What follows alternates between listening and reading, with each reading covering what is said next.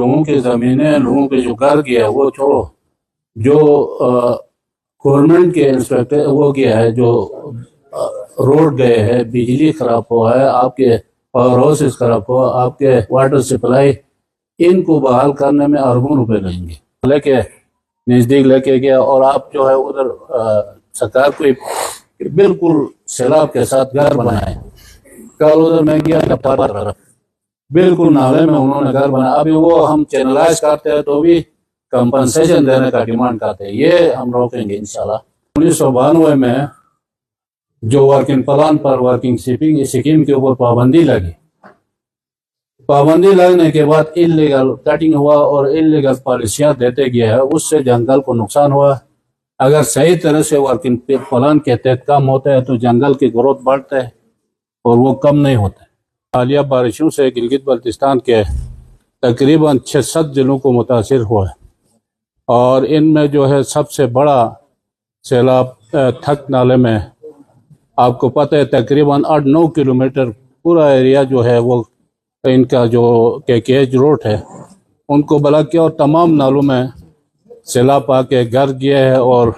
فصلیں گیا ہے، واٹر سپلائی خراب ہوا ہے اور بجلی جو ہے وہ کٹ گیا۔ تو اس حوالے سے میں آج آپ کے وساطت سے وزیر اعظم پاکستان، آرمی چیف کو بھی، چونکہ میں نے خط بھی لکھا پی ایم سیکریٹریٹ کو یہاں جو تباہی ہوا، تو آج آپ کے وساطت سے میں یہ کہنا چاہتا ہوں کہ گلگت بلتستان کے یہ جو سیلابی گزشتہ 8 دن سے تقریباً 8-9 دنوں سے بارشیں مسلسل ہو رہا ہے، تو آئے دن جو ہے ہر ایک ضلع میں کوئی نیا واقعہ ہو رہا ہے۔ تو اس حوالے سے میں آپ کو جو فی الحال آج تک جو ہمارے ساتھ رپورٹ ہے وہ آپ سے شیئر کرتا ہوں، کیونکہ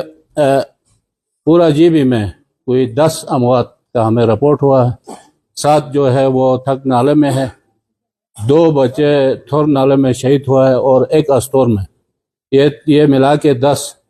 اموات ہے اور 4 جو ہے زخمی ہے۔ اسی طرح کوئی 300 مکان جو ہے وہ فل ڈیمیج ہوا ہے اور 200 کے قریب جو ہے وہ پارشل ڈیمیج، اور اس کے علاوہ یہ تقریباً 30 اور 40 کے درمیان مختلف گاؤں میں چینل تباہ ہوا، اور واٹر سپلائی بھی تقریباً 20-30 گاؤں میں واٹر سپلائی مکمل تباہ ہوا۔ اسی طرح روڈز کا ہمیں جو ابھی تک سرسری رپورٹ آیا جی بی ڈی میں کی طرف سے، وہ میرے خیال میں 15 سے 20 کلومیٹر یہ فی الحال کا رپورٹ ہے، فائنل جو ہے وہ یہ بڑھ سکتے ہیں۔ تو اسی حوالے سے جو نقصانات کا ہم سرسری اندازہ کرتے ہیں تو یہ 15 سے 20 ارب سے اوپر جا رہا ہے۔ تو گلگت بلتستان کے صوبے کے ساتھ ہمارے پاس اتنا جو ہے وسائل نہیں ہے، بالخصوص فلڈ کے حوالے سے۔ آپ کو پتہ ہے کہ گزشتہ سالوں کا جو فلڈ کا ہمیں 3-4 ارب روپے وہ لیبلٹی بھی ہے، تو